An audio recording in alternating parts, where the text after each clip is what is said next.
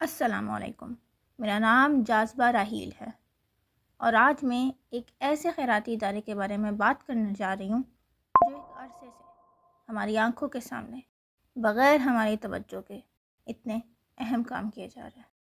Al-Khidmat foundation Pakistan کے آغاز سے لے کر آج تک ان گنت لوگوں کی خدمت بغیر کسی معاوضے کے کرنے والا الخدمت، اس وقت لوگوں کے زخموں کا علاج اور رہنے کا انتظام کرنے والا الخدمت آج تک کی جاری رکھے ہوئے ہے۔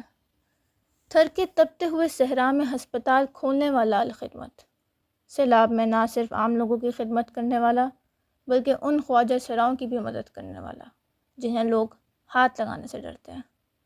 شام اور ترکی میں زلزلہ آنے پہ پہنچ جانے والا الخدمت، غزہ میں پاکستان کی طرف سے سب سے پہلے عطیات پہنچانے والا الخدمت۔ الخدمت آپ کی عطیات کو ہر خطے اور ہر دل تک پہنچاتا ہے اور نہ صرف ان لوگوں کی مدد کرتا ہے جو ظاہری طور پہ قدرتی آفات سے اثر انداز ہیں، بلکہ ان یتیموں کی بھی مدد کرتا ہے جن کے گھر کوئی کھانا پہنچانے والا نہیں، اور نہ صرف مالی مدد بلکہ ان کے احساسات کا بھی بھرپور خیال رکھتا ہے۔ الخدمت فاؤنڈیشن صرف امداد نہیں، ایک مکمل سہارا۔